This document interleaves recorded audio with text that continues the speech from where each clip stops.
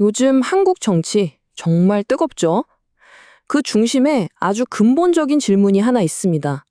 국가 권력의 정당성은 도대체 어디서 오는가 하는 건데요. 바로 이 질문이 지금 벌어지고 있는 여러 갈등의 핵심을 꿰뚫고 있습니다. 오늘 그 본질을 한번 제대로 파헤쳐 보겠습니다. 우리가 학교에서 배우잖아요. 입법, 사법, 행정부가 서로 견제하고 균형을 이루는 삼권 분립이 민주주의의 기본이라고요. 그런데 말이죠. 이 세 권력이 정말로 동등한 힘을 가질까요? 어쩌면 우리가 미처 생각하지 못했던 권력의 서열이라는 게 숨어 있을지도 모릅니다.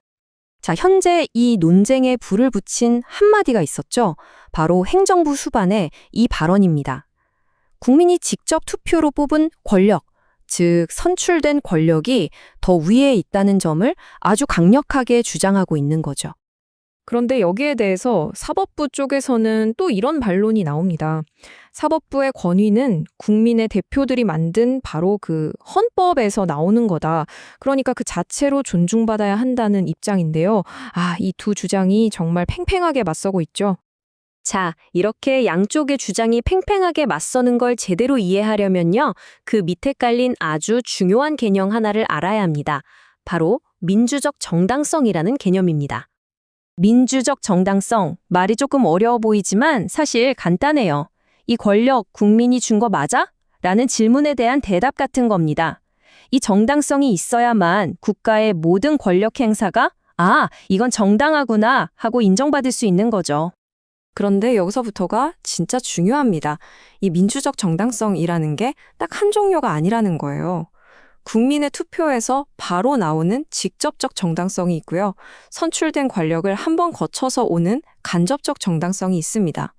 오늘 분석의 바탕이 된 글의 저자는 이 둘의 힘, 즉 그 크기와 강도는 절대 같지 않다고 주장합니다. 명백한 차이가 있다는 거죠. 직접적 정당성 가장 대표적인 예가 바로 대통령이죠. 한번 생각해 보세요. 헌법 제67조에 따라서 그러니까 주권자인 국민이 직접 투표용지에 도장을 찍어서 권한을 주잖아요. 국민과 권력 사이에 그 어떤 것도 끼어들지 않는 가장 순수하고 강력한 형태의 정당성이라고 할 수 있습니다. 반면에 간접적 정당성은 좀 다릅니다. 여기 이 과정을 한번 보시죠. 우리가 대법원장을 직접 뽑는 게 아니잖아요.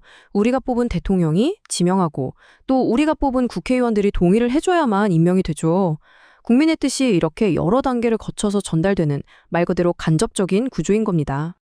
자, 그러면 이런 좀 학술적으로 들리는 개념 구분이 도대체 왜 지금 대한민국에서 가장 뜨거운 정치적 논쟁거리가 된 걸까요? 이제 진짜 현실의 이야기로 한번 들어가 보죠. 사실 이 논쟁은 하루아침에 툭 튀어나온 게 아닙니다. 전 대통령의 계엄 선포와 파면이라는 정말 충격적인 사태를 겪었고요. 또 그 과정에서 나온 여러 판결들을 보면서 많은 사람들이 사법부는 과연 공정한가? 라는 근본적인 물음표를 던지기 시작한 거죠. 바로 이 지점에서 원문 기사의 저자인 김승환 전 교수의 핵심 주장이 나옵니다. 삼권 분립이라는 게 그냥 똑같은 세 권력이 나란히 있는 수평 관계가 아니라는 거예요.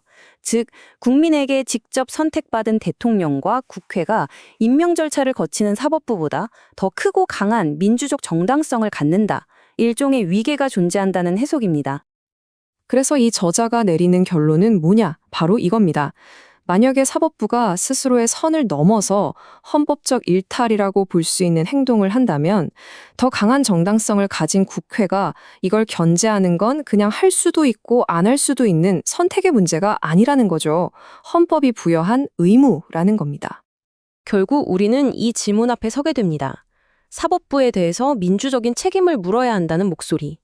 이게 어디까지가 건강한 견제이고 또 어디서부터가 사법부의 독립을 흔드는 위협이 되는 걸까요? 이 아슬아슬한 경계선을 찾아내는 것, 어쩌면 이게 바로 지금 우리 민주주의에게 주어진 가장 어려운 숙제일지도 모르겠습니다.